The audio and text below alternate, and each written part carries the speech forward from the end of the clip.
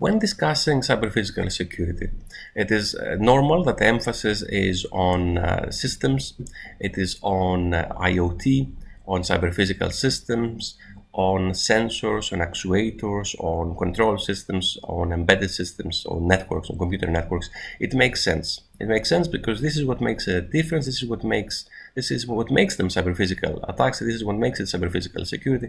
This is what allows an interaction to happen between cyberspace and physical space. This is how a cyber attack can have an impact in physical space. So from the perspective of impact, there is no doubt that talking about technologies, talking about systems makes sense. But there is also the human factor, and the human factor is just as important. It's just as important as in any other type of cybersecurity, as in any other type of cyber threat. So as in a conventional computer network, as in a local area network, as in an enterprise network, the human plays has an equal significance as in cyber-physical security. So case in point, Stuxnet. Although it is true that it is one of the most spectacular technologically pieces of malware, it certainly was back then. It probably started. This is what people believe. It probably started with a contractor infecting the network through his or her infected laptop. So probably via USB stick.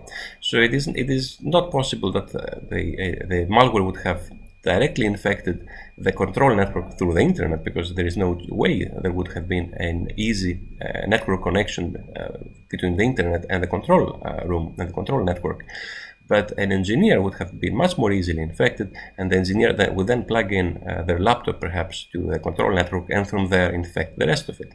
So a human error in a sense, or to a large extent a human error it would be. So the next one is a steel mill in Germany in late 2014. This was reported by the government in Germany in their annual cybersecurity report. Back then there was very little information about it, but it immediately became obvious that it was a very interesting, a very important attack. It started with a spear phishing email against the user on the corporate network, and then the malware was injected into the sales software. From there, it found its way into the plant's control network. The result was accumulation of breakdowns of individual components of the control system or of entire facilities, and the furnace in the steel mill was unable to be shut down properly, which of course resulted in physical damage, because this is a furnace, it's not something that you can play with. So it led to physical damage. So this started with spear phishing, and another attack in Ukraine in 2015. And an employee in what I will actually try to pronounce now. It's not the first time I'm mispronouncing something anyway in this series, so why not? So an employee in Prikarpatia Oblenergo Control Center. So a cursor moving on its own, taking substations offline.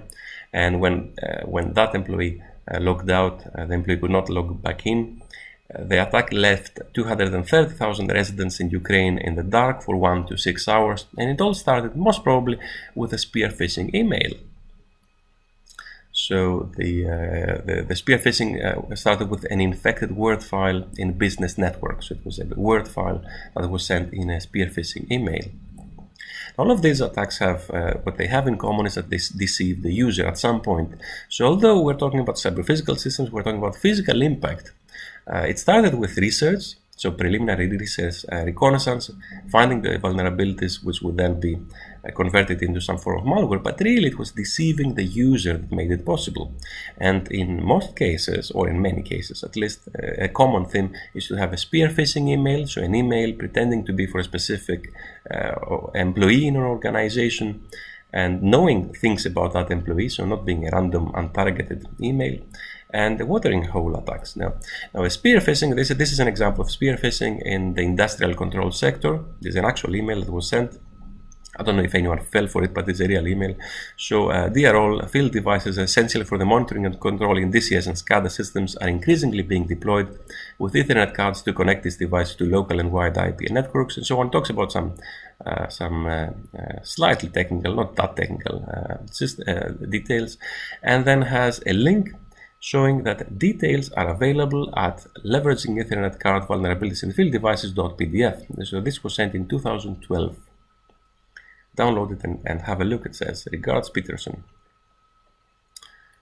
So this is a real example of an email. Of course, if someone clicks on this PDF, it's not really a PDF. It's not really a legitimate PDF. It's malware that will infect this user's computer. And the watering hole attack. This is when the attacker guesses what trusted website a user might visit. So if one is in the industrial control sector, perhaps they would often visit the website of an industrial control systems kind of community. Anything that someone in this kind of area would visit.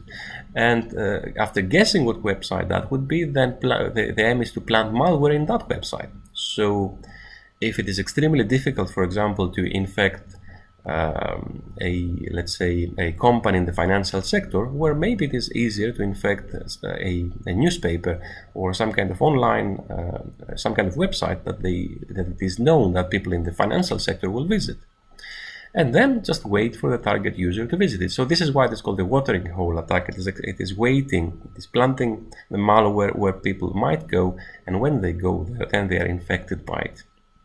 And the term here is drive-by download, what happens. So two examples from 2013, which is about the driver update file of a vendor's ICS, of a vendor's industrial control system, that had been replaced with a zip file that would infect with remote access Trojan malware, and any customer, which of course would be a customer who works with industrial control systems and would download it, they would be infected. In 2014, in November, there was a Chinese attack group that infected Forbes.com, and the aim was to target visitors in the financial and defense sector. The malware was inside the thought of the day, which is a flash widget on the Forbes.com webpage. So it was not the visitors that were targeted, or actually no, they were targeted. It was not the visitors' websites or systems that were attacked. It was Forbes.com that was attacked. But that's because these visitors, these high value visitors from the financial and defense sector, it was expected that they would visit this website. And affecting the thought of the day flash widget might have been easier. Or perhaps they might have done it because in this way they would attack multiple organizations at the same time by attacking this watering hole. In general, deceiving the user is an extremely important aspect in cybersecurity, and it is also in cyber-physical security. As Kevin Mitnick has said, the human side of computer security is easily exploited and constantly overlooked, and this is what really matters. It is constantly overlooked, although it is easily exploited, which of course doesn't make sense to be overlooked, because attackers most often, perhaps not advanced persistent ones, but attackers most often would go for the easy targets. So if the human side is easily exploited, then this is what should be protected, isn't it? But of course it's difficult. So what Kevin Mitnick concludes with is that companies spend millions of dollars on firewalls, encryption, and secure access devices, on technical systems, in other words, when he claims the weakest link in the security chain is the human user. Now, being the weakest link, I completely disagree with this term. I don't think that the user is the weakest link.